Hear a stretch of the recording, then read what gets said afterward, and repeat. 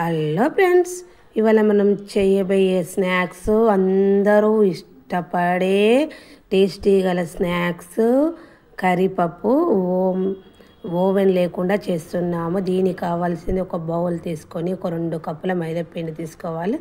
దీనిలోని చిటికెడు సాల్ట్ వేసుకోవాలి. తర్వాత ఒక 2 స్పూన్ల నెయ్యి వేసుకోవాలి. 2 స్పూన్ల నెయ్యి వేసుకున్న తర్వాత 1 స్పూను ఓమ వేసుకోవాలి. చిటికెడు సోడా వేసుకొని ఒకసారి పొడి పిండిని బాగా కలుపుకోవాలి. పొడి పిండిని కలుపుకున్న తర్వాత కొంచెం వాటర్ పోసుకుంటూ పిండి ముద్దలాగా దీన్ని కలుపుకున్న తర్వాత దీనిపైన కొంచెం ఆయిల్ అనేది వేసుకొని మంచిగా ప్రెస్ చేసి కలుపుకొని పిండి అనేది పక్కకు పెట్టుకోవాలి. మనం ఆలు కర్రీని తయారు చేసుకుని స్టవ్ ఆన్ చేసి ప్యాన్ పెట్టి ఆయిల్ వేసుకొని పోపు దినుసులు వేసుకున్నాక అల్లం వెల్లిపాయ పేస్ట్ వేసి గోలిచ్చాక దీనిలోకి 1 కప్పు ఆనియన్స్ వేసుకొని గోలించుకోవాలి. ఆనియన్స్ వేగాక దీనిలోకి సాల్ట్ వేసుకొని ఒకసారి మంచిగా వేగాక చిటికెడు పసుపు, కారము, కొత్తిమీర వేసుకొని ఒకసారి బాగా కలుపుకున్న తర్వాత దీనిలోకి ఉడకబెట్టిన ఆలుని వేసుకోవాలి. ఉడకబెట్టిన ఆలుని వేసుకొని మనం ఆలు కర్రీ అనేది రెడీ చేసుకోవాలి. మనం ఆనియన్స్ అనేది పొడుగా కోసుకొని చేసుకోవాలి. కర్రీ బాగుంటుంది టేస్ట్. తర్వాత మనకు పిండి అనేది నానిపోయింది కదా, ఒకసారి పిండి అనేది ఒకసారి బాగా మళ్ళీ ఒకసారి కలుపుకొని చిన్న ఉల్లిలుగా చేసుకోవాలి. చిన్న ఉల్లెలుగా చేసుకున్న తర్వాత ఒక ఉల్లెని తీసుకొని మనం పొడి పిండిలో అద్దుకొని చపాతీ పీట పైన ఎంత వీలైతే అంత సన్నగా తాల్చుకోవాలి. మనం పొడి పిండి చల్లుకుంటూ మనం చపాతీని అనేది సన్నగా తాల్చుకోవాలి. ఇవి చాలా ఈజీగా చేసుకోవచ్చు.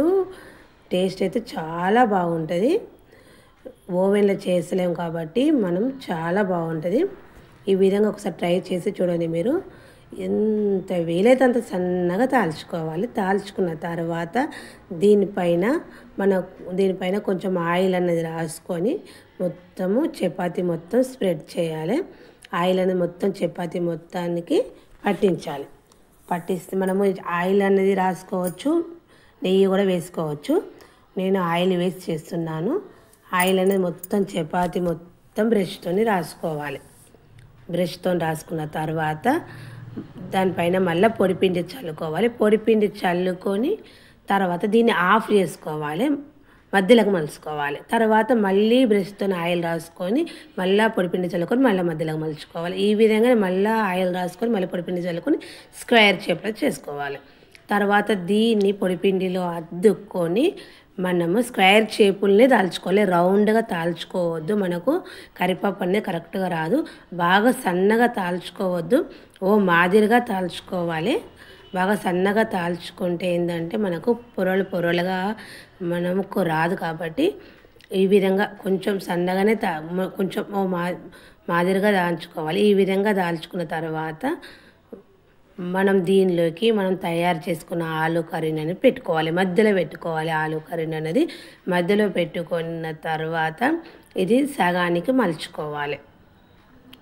దీన్ని ఆలు కర్రీ పెట్టుకున్న తర్వాత దీన్ని సగానికి మలుచుకొని ఆలు కర్రీ మనం ఎక్కడ పెట్టినామో అక్కడ మనం వేళ్ళతో ఇట్లా మంచిగా ప్రెస్ చేస్తూ ఇట్లా క్లోజ్ చేసుకోవాలి, ఒత్తుకోవాలి. ఒత్తుకుంటే మనకు ఏంటంటే ఆలు కర్రీ బయటికి రాకుండా ఇట్లా మంచిగా గట్టిగా ఆలు కర్రీ ఇట్లా మంచిగా వేళ్ళతో ఒత్తుకోవాలి. వేళ్ళతో ఒత్తుకున్న తర్వాత సైడ్స్కు మనము కరివేపాకు షేప్ అనేది కట్ చేసుకోవాలి.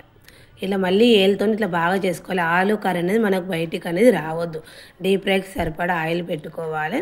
అట్లా ఈ విధంగా మనం ఆలు కర్రీ కాడనే మనం ఇట్లా వేళ్ళతో ఒత్తుకుంటే మనకు బయట పొరలుగా బాగా వస్తుంది, లేకుంటే రాదు. తర్వాత డీప్ ఫ్రైకి సరిపడా ఆయిల్ పెట్టాక మనము ఆయిల్ అనేది బాగా కాగాక సిమ్లో పెట్టుకొని మనం తయారు చేసుకున్న కరివేపప్పును వేసుకోవాలి. ఈ విధంగా వేసుకుంటేనే మనకు కరివేపప్పు పొరలుగా ఈ విధంగా వస్తుంది. తర్వాత హై ఫ్లేమ్లో పెట్టి గోల్డెన్ బ్రౌన్ కలర్ వచ్చే వరకు గోలించుకోవాలి.